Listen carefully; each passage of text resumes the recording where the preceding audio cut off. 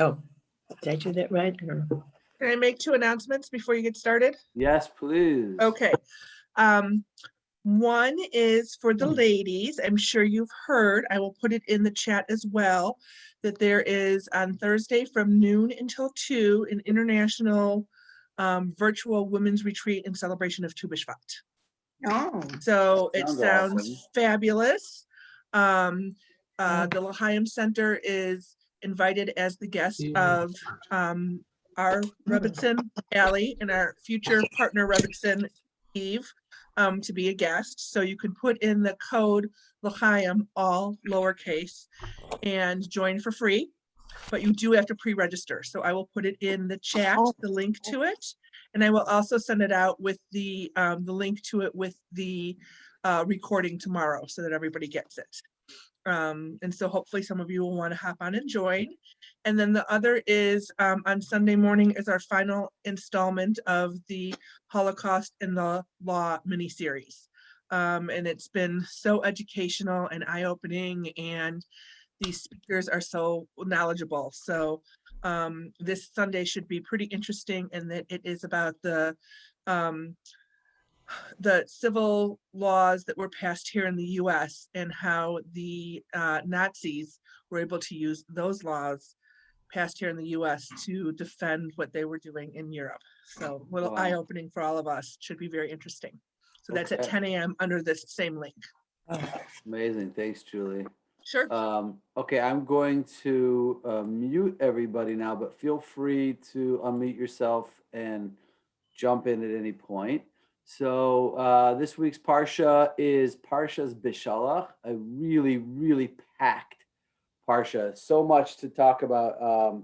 Clearly not enough, time, an hour to do it all, but we'll do what we can, and then next year we'll do some more. But I just want to start with a very quick, maybe a 2-minute overview of the Parsha, and then we'll go into some more detail about things that I want to share.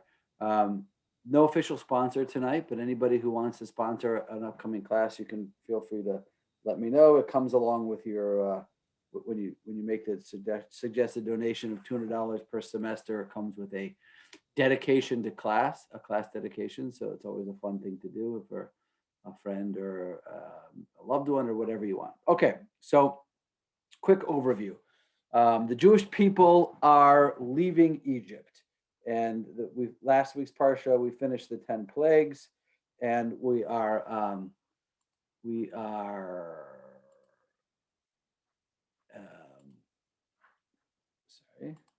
finished the 10 plagues, and they are about to leave the land of about to leave the land of Egypt to enter into the land of Israel. They are protected by these amazing clouds, the clouds of glory, the cloud in front, the cloud in back that protects them and leads them and directs them where they're going when they're traveling in the desert. It's sort of like this incredible GPS system that automatically leads them where they need to go. And then all of a sudden we find out that the Jewish people seem to be a little confused, a little bit lost perhaps. And Paro, the Pharaoh, the king of Egypt, all of a sudden he changes his mind. He has a change of heart, and he decides that he's going to chase after the Bnei Yisrael, after the Jewish people. The Jewish people are filled with panic. Hashem assures them that everything's going to be all right. They continue traveling, and miraculously, as we know, the sea splits and the Jewish people cross the sea.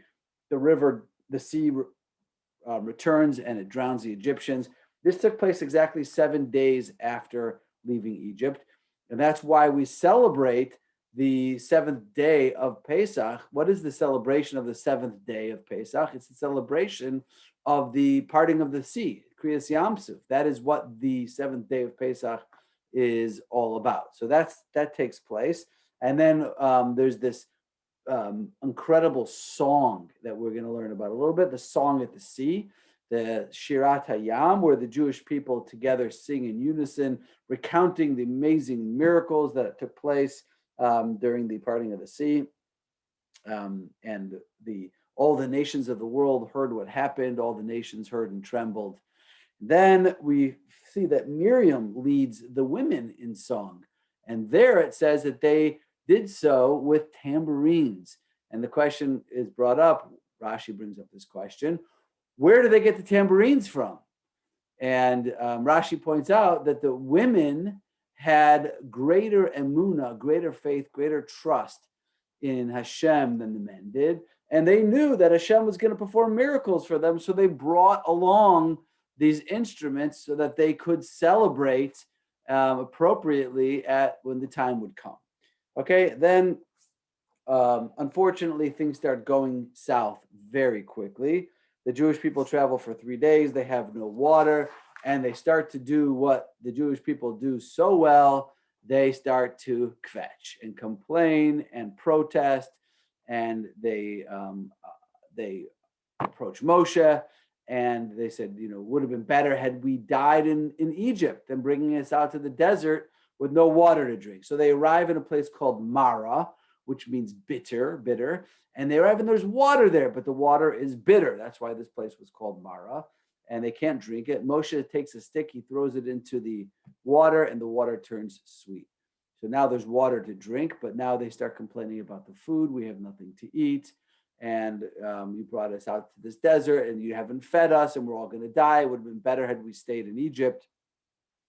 And Hashem then responds by sending the man, the manna from heaven, which is a whole big section of this parsha, which one of the most fascinating sections of this parsha for sure, and even in the book of Exodus. But it's not going to be our topic tonight because that's a whole exploration unto its own. But this amazing manna that comes down from heaven, where we find out that no matter how much you gathered, you ended up with the exact same amount every day, and you couldn't leave over anything for tomorrow. It was a lesson for them in trusting in Hashem and knowing that Hashem is going to provide livelihood.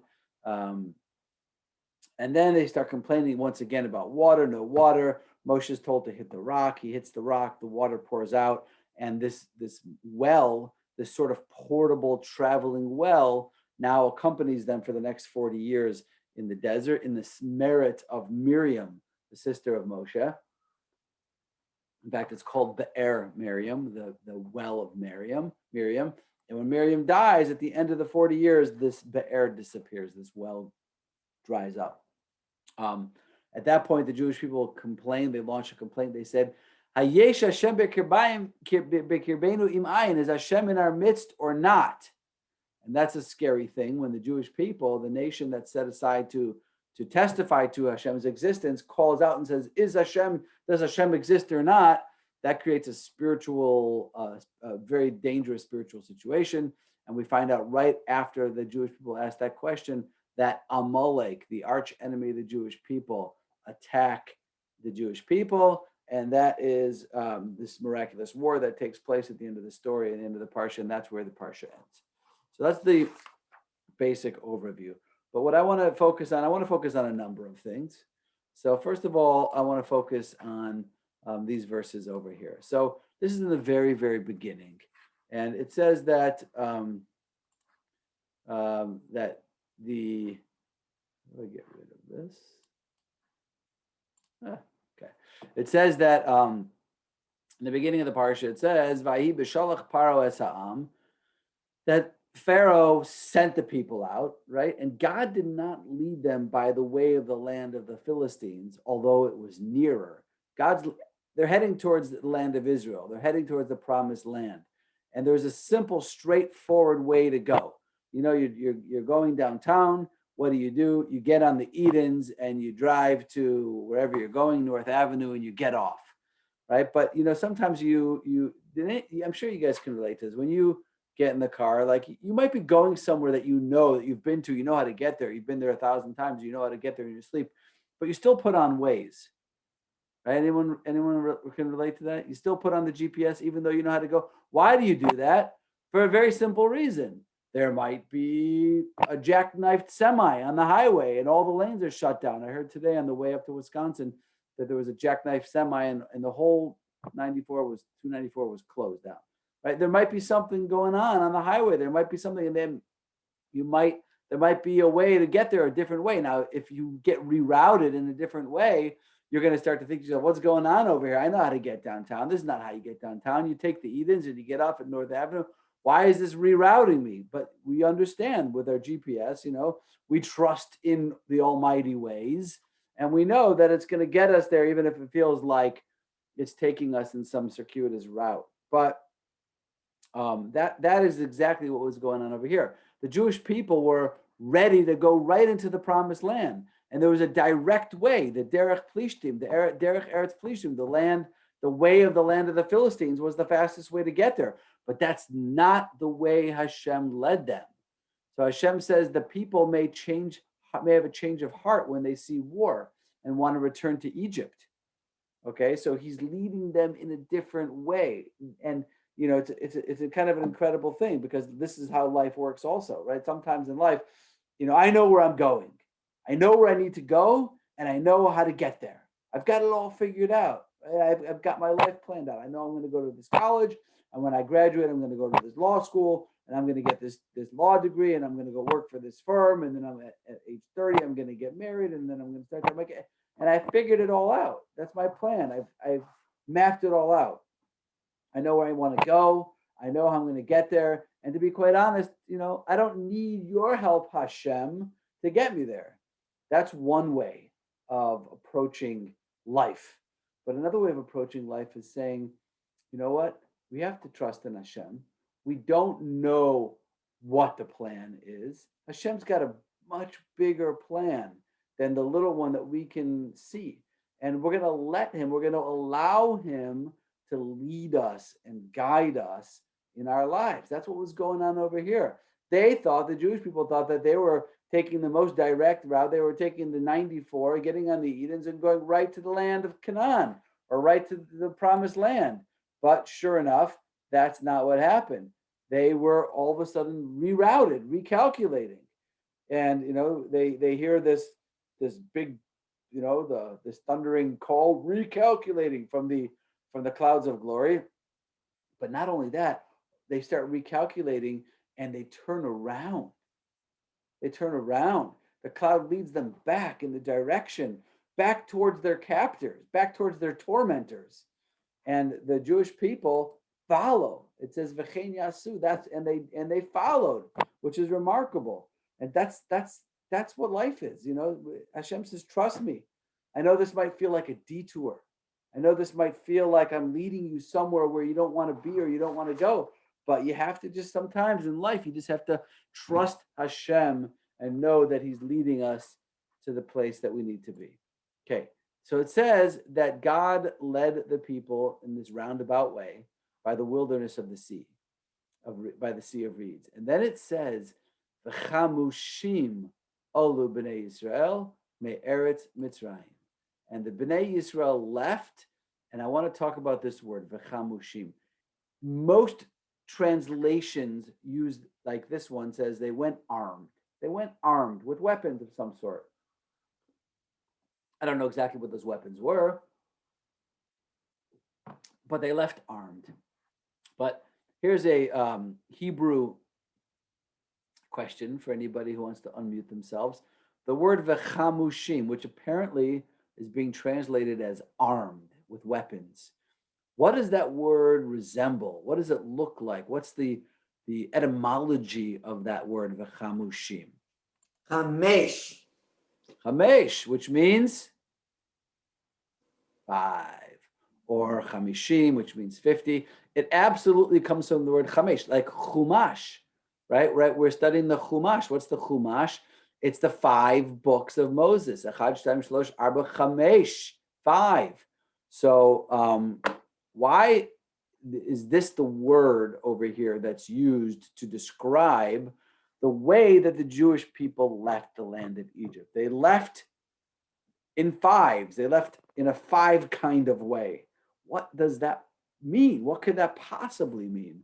So many of you are familiar with the comment of Rashi. Rashi says over here, another explanation of chamushim. Rashi's dealing with this at length. What does this word chamushim mean?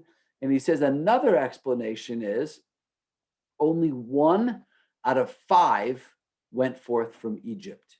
And 4 parts of the people, meaning 4/5 of the Jewish people died during the 3 days of darkness because they were unworthy of being delivered, of being redeemed. 4/5 of the Jewish people, either they didn't want to leave or they were unworthy of leaving. And that means that only 1/5 left. Now that's incredible, but it's not nearly as, and Rashi's source for that, by the way, is here, the Mechilta, the Rebbe Yishmael. Now, if you look at the actual Mechilta of Rebbe Yishmael, the teachings of Rebbe Yishmael, which is a source from the period of the Tanoim, from the period of the, let's say, around the time of between, 0 and 200 in that era, right around there, the times of the destruction of the Second Temple during the Roman times. The teachers at that period of time were called the Tanaim or the Tanoim. Rebbe Yishmael is a Tana. So this is a 2,000-year-old teaching. And if you look at the teaching itself, it actually says Chamushim, they went up Chamushim, means 1 in 5. This is the source that Rashi's quoting. But Rashi didn't quote the entire source. Rashi said 1/5 left, 4/5 stayed. But look at the whole source. Some say 1 in 50. And some say 1 in 500. Okay, let's make a calculation. The most conservative calculation is that 1/5 left, 4/5 stayed and died in Egypt.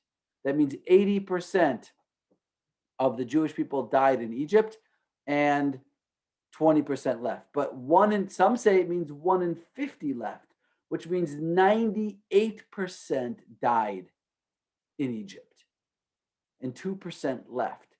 And the third opinion, 1 in 500 left, means 99.8%. 99.8% died in Egypt and 0.2% left. Now, here's the difficulty with that. Okay, we know that there were somewhere between 2.5 and 3 million Jews that left. How can that be 20%? How can that be 2%? How can that be 0.2% of the total number of Jews that existed? It's impossible. Absolutely impossible. It's a problem, right? How can it be that only 2% or 0.2% of the Jews left and 98% or 99.8% or even 80% stayed in Egypt when we know that 3 million left? There weren't that many people in the world at the time to say that that was only 2% or a 0.2% of the Jewish people. So I want to share with you a really fascinating teaching. Many of you have heard of Rav Schwab, of Shimon Schwab. He was amazing Rebbe. He was born in Europe. He was born in Germany. He studied in the great Lithuanian yeshivas, but he came to America. He came to the United States, and he was the rabbi in Baltimore.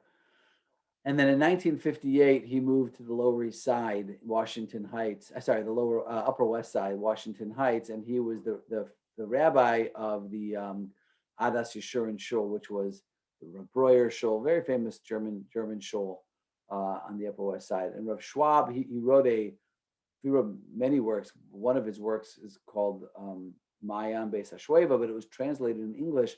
It's called Rav Schwab on Chumash. You can buy it. You could buy it in Art Scroll. You could buy it anywhere. Great book on the Torah, on the Chumash. Now, Rav Schwab says something really fascinating. Look at Rav Schwab, what Rav Schwab writes. So he says like this. He says, it seems possible to explain this. Again, he's troubled by this idea.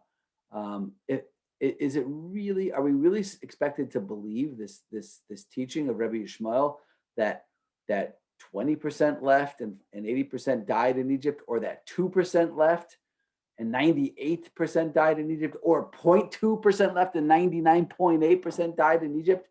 It's very hard to believe. So he says it's possible to explain this based on Rashi on the verse. And this is going back to the Parsha of Bereshis, the very beginning of the Torah, where after Cain kills Hevel, it says, the sound of your brother's blood calls to me from the earth. But in Hebrew, it says it in the plural, damim. So Rashi cites the sages' explanation, your brother's bloods, which is what the Torah says. his blood and the blood of his descendants who will never be born. Why does God call out to Cain and say, your brother's bloods called to me from the earth? It means your brother's blood and the blood of all of his descendants who you stopped from coming into this world when you killed him, right? He was going to have children and grandchildren and generations throughout the history of mankind. All those people now are never going to come into existence because of the one person that you killed. So based on that, Rav Schwab explains. So too, here, you can say that he says only a few people died in Egypt.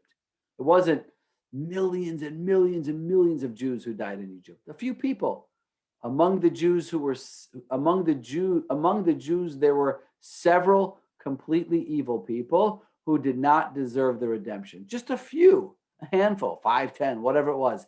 And they died in the 3 days of darkness. However, had they remained alive, they could have been the ancestors of millions of people throughout the generations.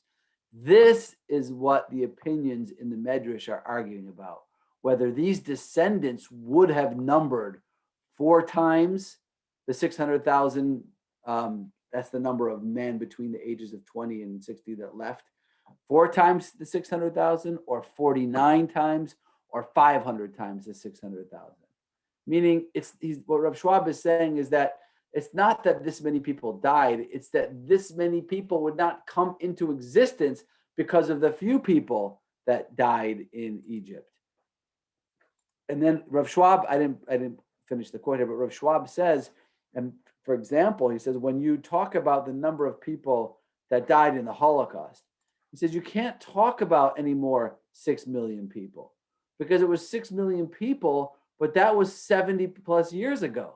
You have to talk about where are the children, the grandchildren, the great-grandchildren, the great-great-grandchildren of those 6 million people. It wasn't 6 million people that the Nazis killed. It was hundreds and hundreds of millions of people. Where are they? They're never going to exist. They're never going to come into being. So I like to put a little bit of a positive spin on it. And I like to think about this in a positive way, which is that, sometimes we make good choices in our life. We make a decision. I was talking to a family recently that made a decision that, part of it had to do with COVID and other reasons, but they decided they were going to take their children. All their children had been in public school, and they said that they were going to take their children out of public school and put them into a private Jewish day school. And I said, that's an amazing thing. I don't know if you realize how amazing that is. I said, you think that you just sent 2 kids to a private Jewish day school. You didn't just send 2 kids to a private Jewish day school, because think about the Jewish education that they're going to get. And then, God willing, they're going to send their kids to a Jewish day school, and their kids and their kids. You just sent hundreds of kids to a private Jewish day school when you make that choice. So when we make choices, I think the takeaway from Rav Schwab's comment is that when we make decisions in our life, we can't just think about the here and now. We have to think about, both positively and negatively, the long-term ripple effects, the ripple ramifications and effects of the choices that we make, both positive and negative. And they do perpetuate for generations and generations to come. One of the reasons, just to be totally honest and open over here, one of the reasons that Allie and I are very motivated to make the very difficult decision that we're making, which is to move to Eretz Israel, to move to make Aliyah, move to Israel, is because it's going to be hard for us. We're like that immigrant generation, but we want our children, our grandchildren, our great-grandchildren, our great-great-grandchildren. We want our future generations to grow up in the land of Israel. That's what we want for our generations. My great-great-great-great-great-grandchildren, that God willing, that that I'm never going to meet.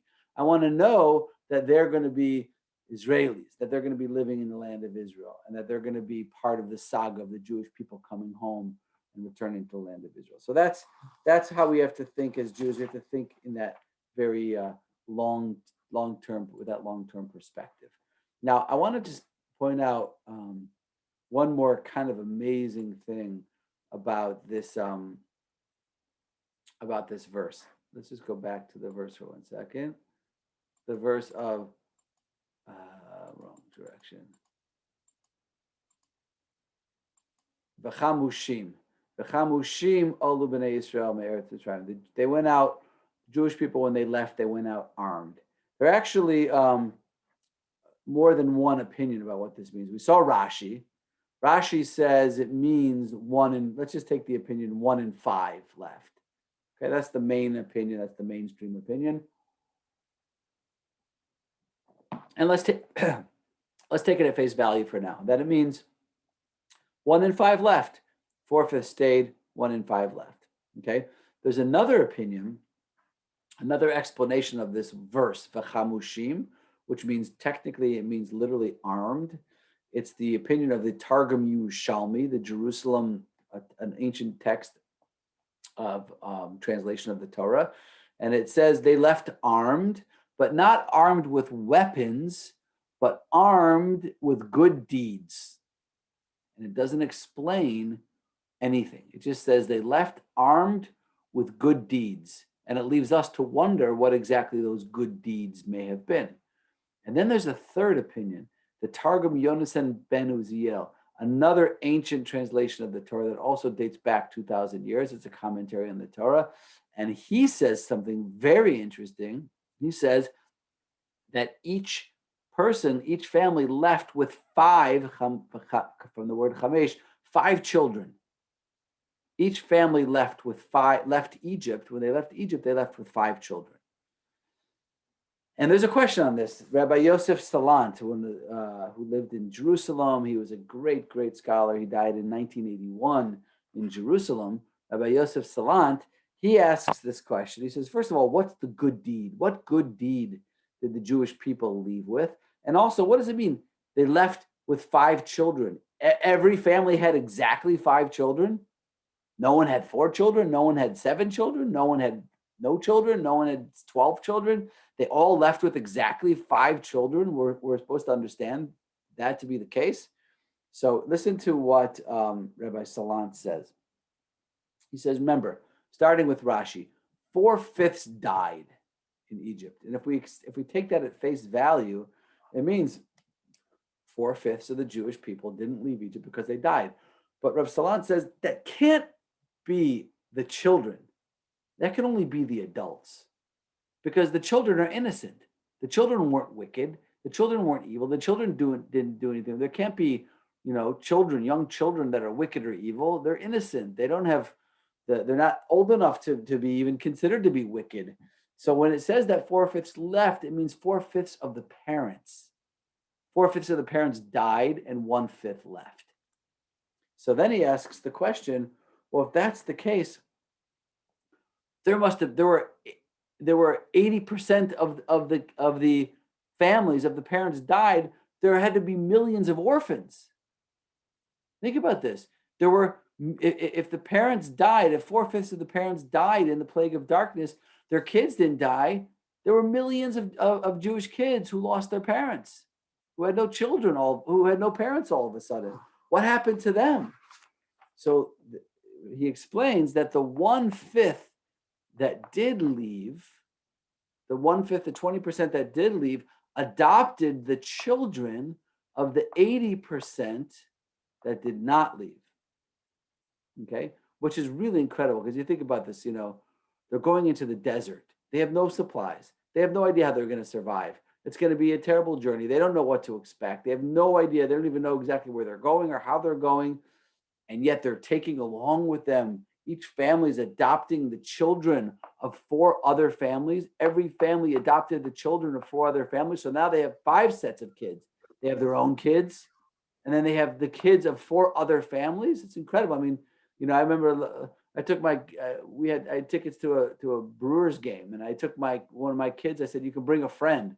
And I felt like such a great guy, oh, look how I'm such a good guy. I took one of my kids' friends, I brought him to the ball game. You have someone over for Shabbos who doesn't have somewhere to go. I'm such a tzaddik. I had people over to my house for Shabbos for a meal who had nowhere to go for Shabbos. The Jewish people did the most amazing thing you could ever imagine. Each family adopted and took care of and provided for and cared for on this journey into the desert, into the unknown, for the children of 4 other families. So when you put this all together, these three opinions make perfect sense. Rashi says 4/5 died, 1/5 left. The Jerusalem translation says they left with a good deed. What was the good deed? The good deed was, and Targum Yonason says they each left with 5 kids. That doesn't mean they left with 5 kids. It means they left with 5 sets of kids.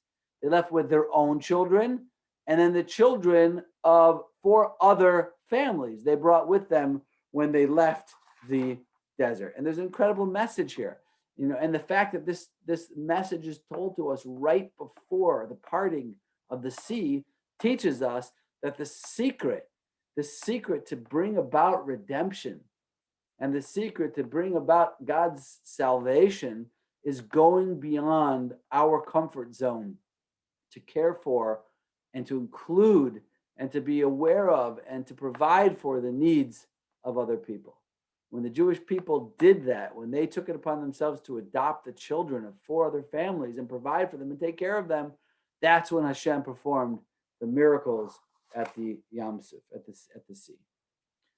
So anyway, Pharaoh learns about the Bnei Yisrael, that the Jewish people have left, and they seem to be somehow lost in the desert, and they seem to be confused, and they're traveling. It looks like they're traveling around in circles, and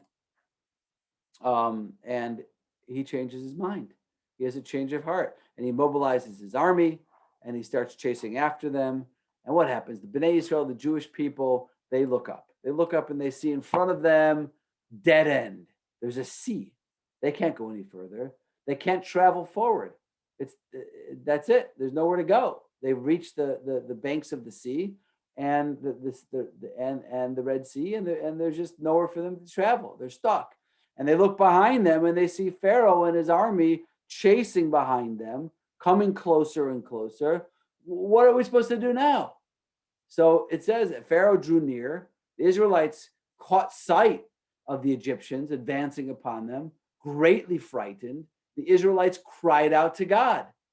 And they said to Moses, was it for want of graves in Egypt that you brought us to die in the wilderness? What have you done to us, taking us out of Egypt? Is this not the very thing we told you in Egypt, saying, let us be and we'll serve the Egyptians? For it's better for us to serve the Egyptians than to die in the wilderness. Right? The Jewish people are really upset. What are we going to do now? We're going to die. We're all going to die now. This is it.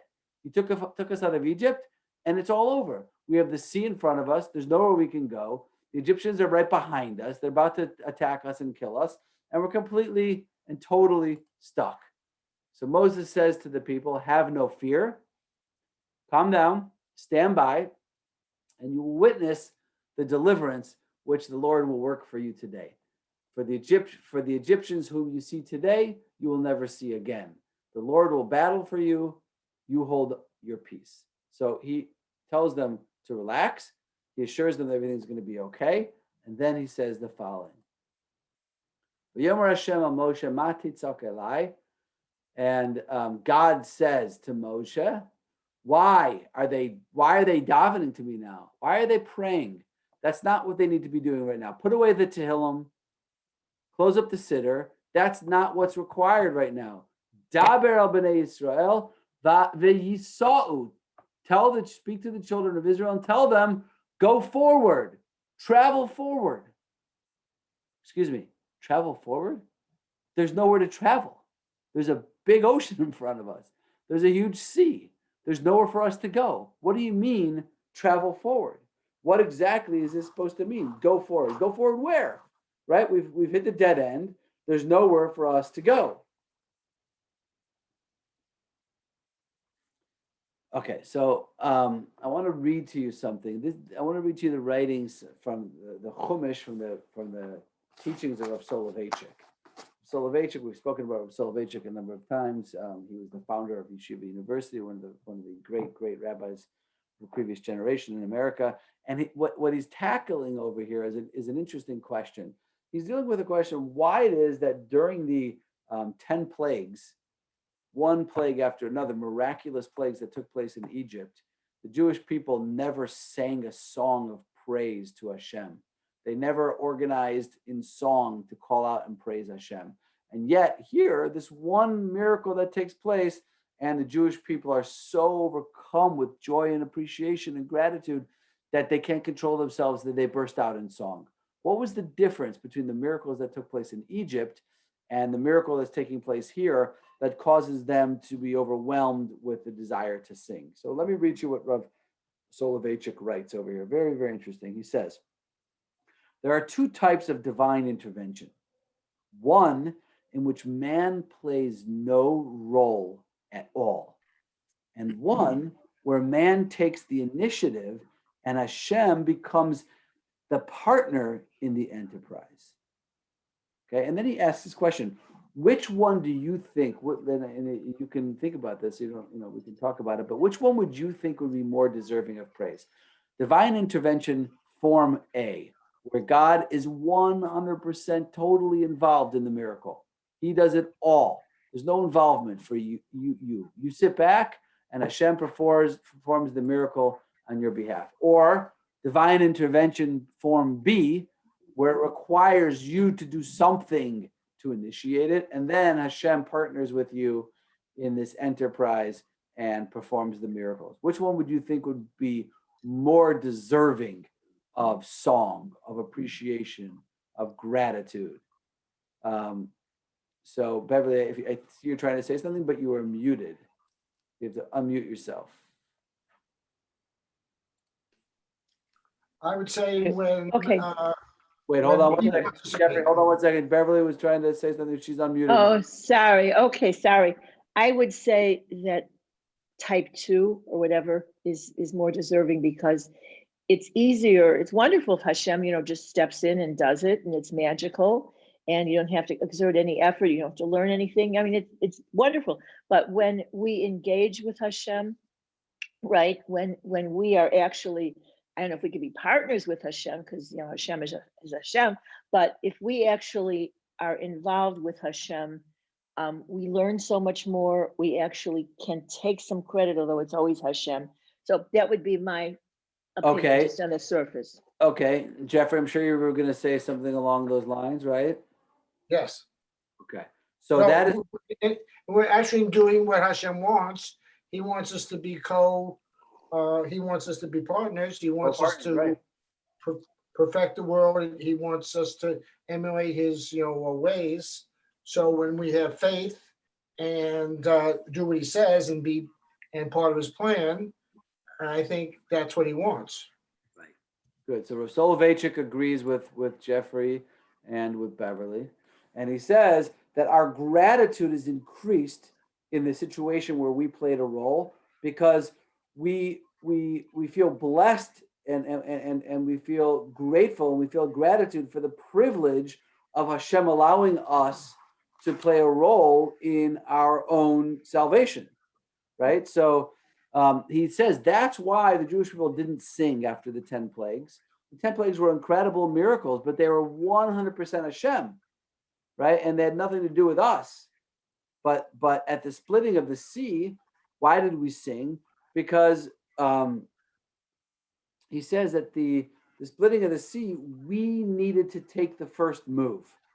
Okay, we were offered an opportunity to play a role in our own redemption because they had to take this leap of faith, go into the water, go forward.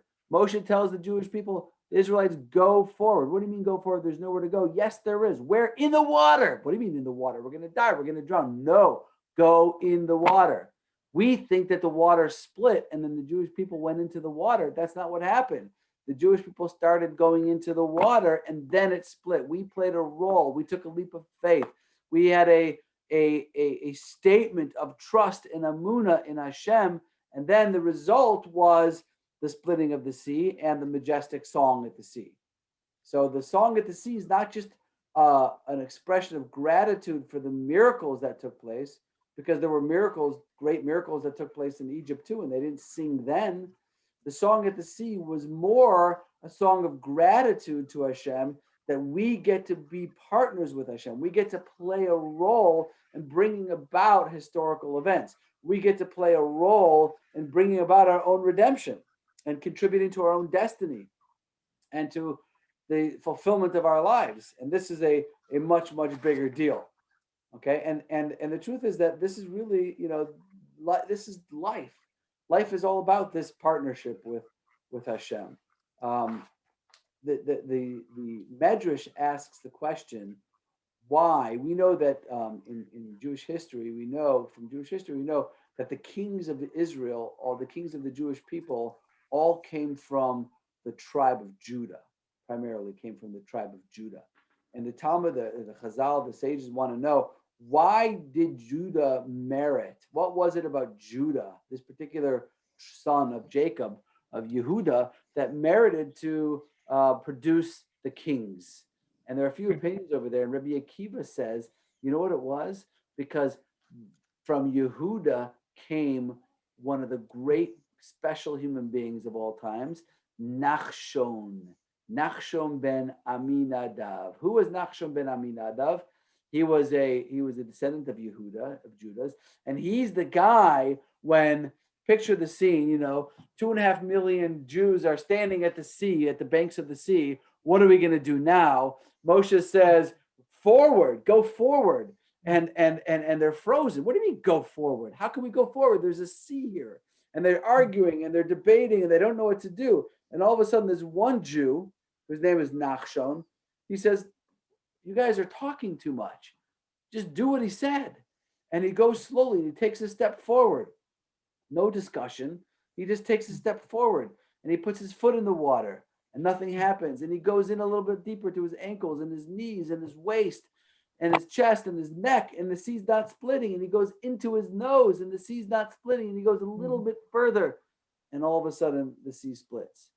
But Nachshon had total emunah.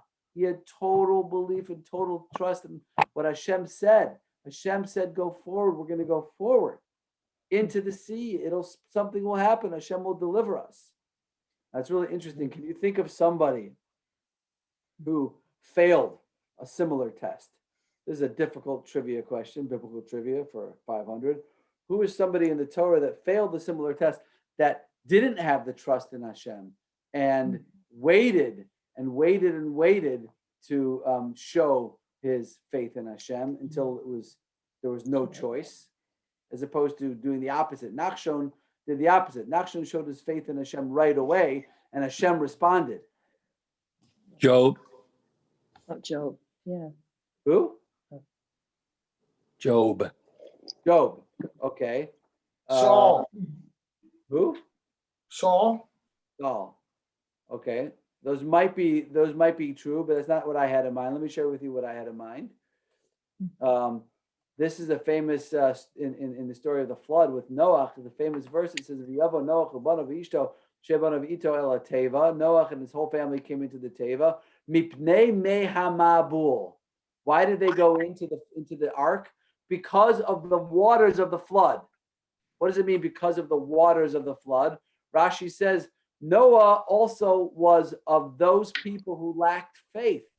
He believed that he did not believe. He kind of believed that the flood was going to come. And he would not enter the ark until the waters forced him into do so. Right? He didn't enter the ark when Hashem told him to.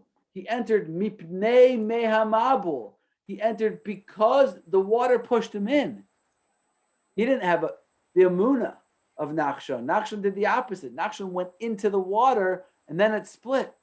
Noah said, I'm not going into the ark. I don't believe really that the flood's going to come, until Hashem forced him in. Now, if you look at these, very interesting, I put here in Hebrew so you can see Noach. Okay? Noach. That's Noach. The next person is Nachshon.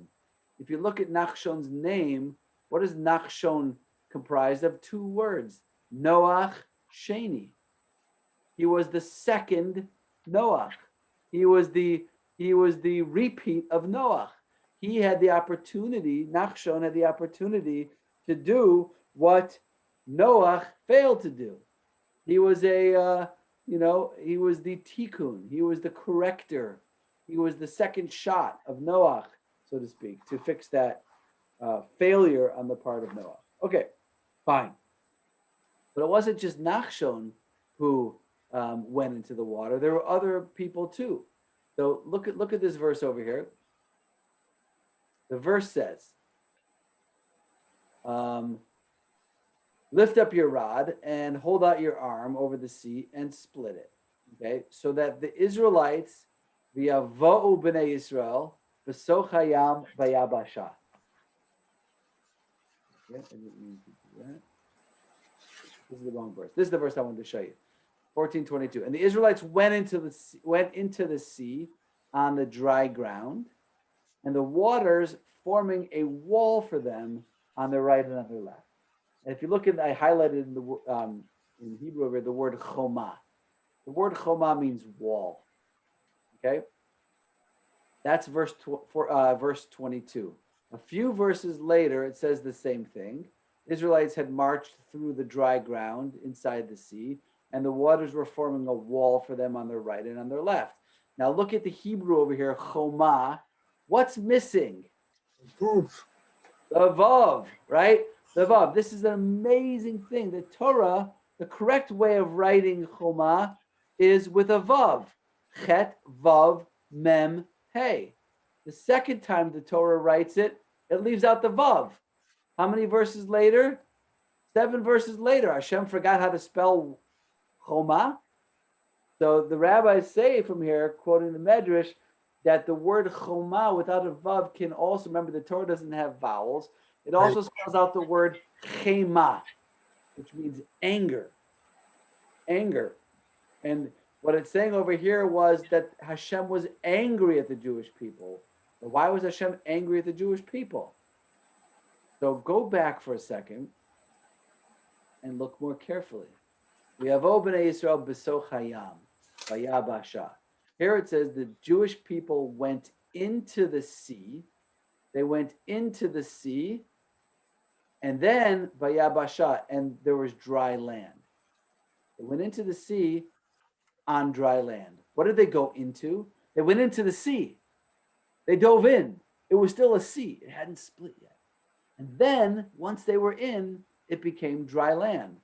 That was one group of Jews. There were one group of Jews who were following Nachshon, and they went in with him, and the sea hadn't split yet, but it was okay. They trusted in Hashem. They went into the sea, and then the sea split, and they were on dry land.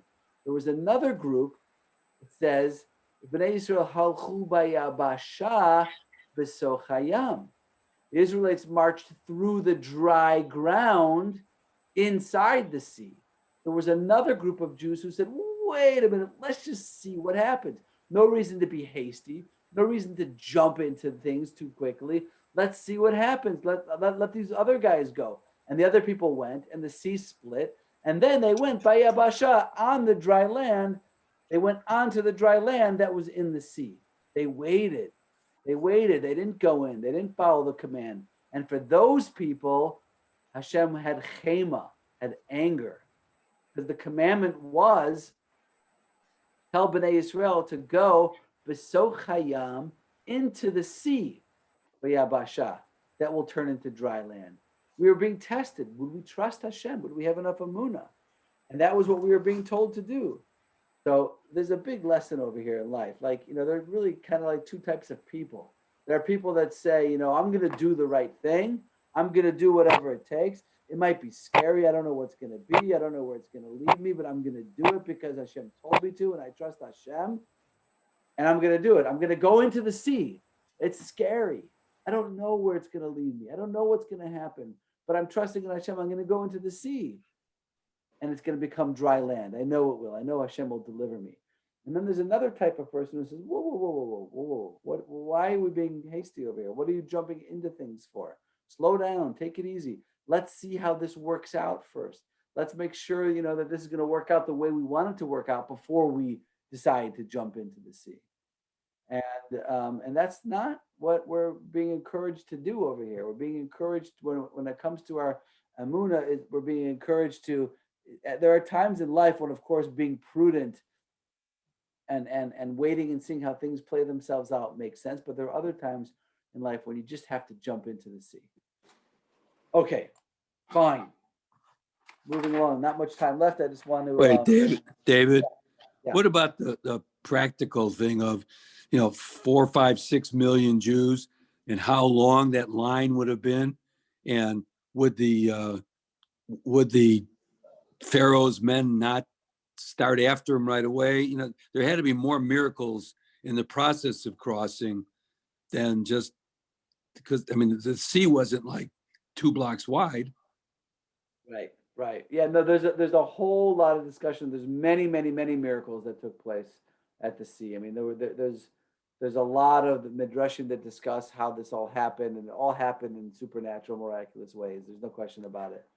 But you know, you'd have to kind of delve into that whole discussion, and maybe on the 7th day of Pesach, we'll give a whole share about the how That would this- be interesting. I'd like that. Yeah.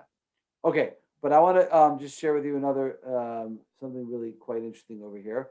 So the Jewish people sang. They sang. That was their response. They sang. Oz Yashir Moshe v'nei Yisrael Hashir Hazos Lashem v'Yemor Leimor Hashir Lashem Ki Go Go Sus V'Rachbo Rama V'Yam. That's this week. We're going to read this parsha. This is called Shabbos Shira. This Shabbos of the song. Moshe and the Israelites sang this song to the Lord. Now it's very interesting. If you know Hebrew, it says Oz then. Yashir. What does Yashir Moshe mean? Will say. Will sing. Will sing. Good. Then Moshe will sing. The tense is wrong over here. It should be Az Shar Moshe. Moshe sang. Yashir means Moshe will sing. So Rashi notices that, and he says the midrashic explanation is concerned. Our rabbis of blessed memory said from here, from the fact that the future tense is used, we may derive an intimation that the tenet of the resurrection of the dead is from the Torah. It's alluded to only by inference in the Torah. Okay, so what Rashi is telling us over here is that Moshe in this song, Oz Yashir Moshe, then Moshe will sing. It's a reference to. It's an allusion to, it's being a notion that the tenet of Judaism, which says that the Jewish people believe that bodies and souls will reunite at a future time in history, that the dead will come back and bodies and souls will reunite. It's called Techiyat HaMeitim, or resurrection of the dead, that this is alluded to right here in this song. Okay, now that's a fascinating comment. Everyone gets very excited when you talk about the resurrection of the dead and bodies and souls. But the question is, if that's the case, why here? Why does the Torah choose this to be the one and only place where a reference or an allusion is made to the notion of, to the tenet of resurrection, that bodies and souls come back? Why would this be the place in the Torah where the Torah would make this hint or make this inference? So I want to share with you a story. It's a really powerful story. This story took place right after, I've shared this before a number of years ago. This story took place right after the Holocaust. And, you know, we think about, can't even imagine what it was like for the survivors, the people that somehow managed to survive the horrors of the Holocaust. And either they were, you know, in DP camps or wherever they were, and they were broken, and they were you know, starving, and they were ill and sick and traumatized. And there were people that survived that were determined from the moment that the war was over to rebuild, to begin rebuilding. Certain people, one of those amazing, great luminaries and giants and leaders was the Belzer Rebbe.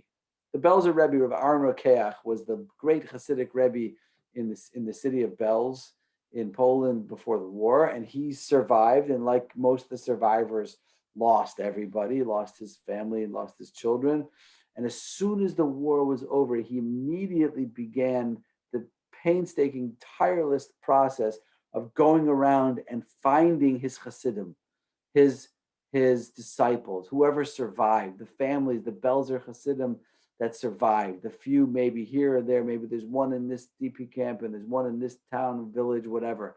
And he began gathering them together and rebuilding, slowly rebuilding the community from the remnants of who had survived. And it was the first Shabbos that they were together, this group, this you know, beaten down group of survivors who were all the sole survivors of their family who lost everybody. And they were together for the first Shabbos, the first time they were together as a community. And they were having the Shabbos meal, and it came time to sing. At a Shabbos meal, you sing. But not surprisingly, they didn't feel like singing. They were broken. They were traumatized. That singing was the farthest thing from their mind. And the Rebbe could tell that they didn't want to sing. So the Rebbe stopped. He paused, and he asked them a question. This very question that I just asked you.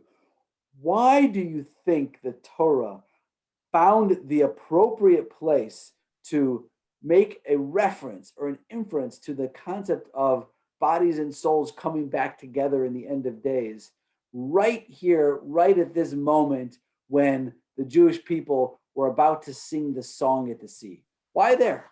Why is that the place? Why is that the correct moment, the appropriate moment? So they didn't know. They didn't have an answer. And the Rebbe said, let me share with you my thoughts. He said, of course, this was an incredible moment. The sea had just split. The Jewish people had survived miraculously. But you know what? This was not such a perfect moment. This was a very bittersweet moment. Don't forget, said the Belzer Rebbe, 4/5 of the Jews died in Egypt.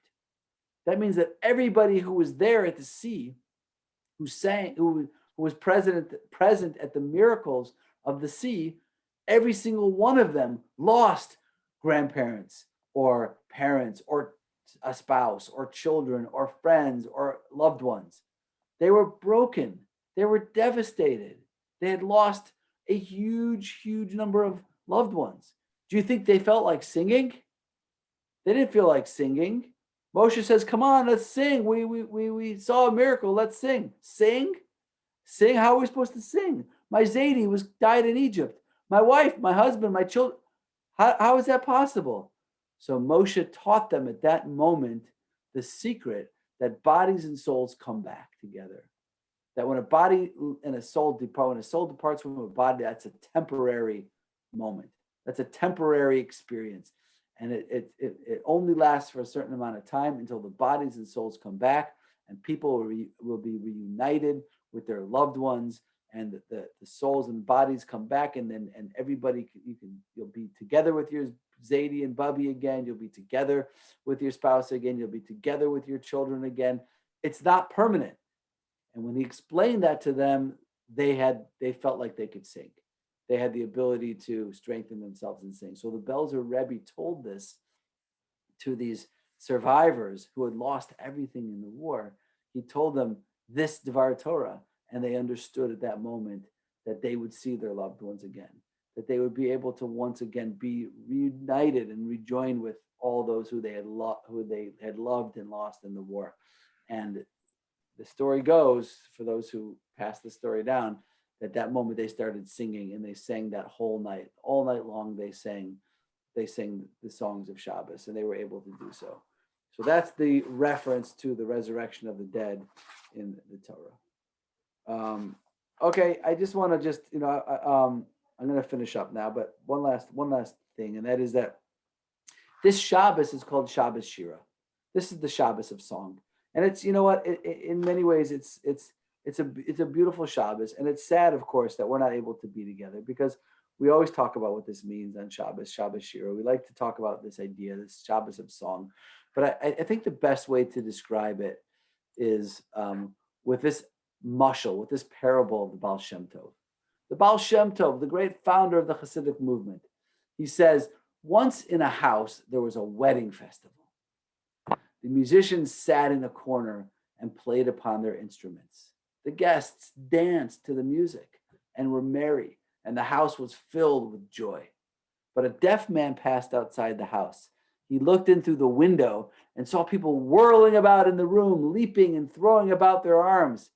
See how they fling themselves about, he cried. It's a house filled with madmen, for he could not hear the music to which they danced. Couldn't hear the music.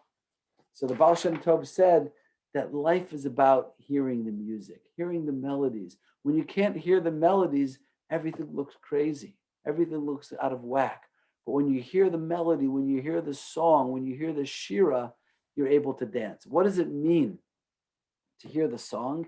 It means to be able to put together in our lives. We have so many things that happen in our lives, and they're all pieces, and we can look at them as individual notes. We can look at them as individual notes and disconnected from one another, or we can see them as a symphony. We can connect the dots. We can see everything that happens in our life as part of a song. The good things, the bad things, they all fit together. They all lead us to who we are, that they make us who we are. And that's the song of life. The Shabbos Shira, this Shabbos is the Shabbos to look at our lives and see the experiences of our lives and to hear the music and to feel and to dance, because we see that everything that happens in life, it's all connected. It's all part of one song, like those paintings, those French Impressionist paintings. When you look at it really, really closely, you see dots. You just see a bunch of dots. But when you step back and you look at it, you see the whole tapestry, you see the whole canvas. You see a magnificent painting, right? That's Shira. Shira is when you step back and you look at, instead of just seeing the dots as individual moments, we see the whole song of our life fitting together. And that's when we sing like an orchestra. And that's really what this Shabbos is all about. And that's what this song is all about. It's about Shira. It's about singing, and it's about seeing our lives as a song, and really understanding what that means, and trying to appreciate that on a deeper level. So that is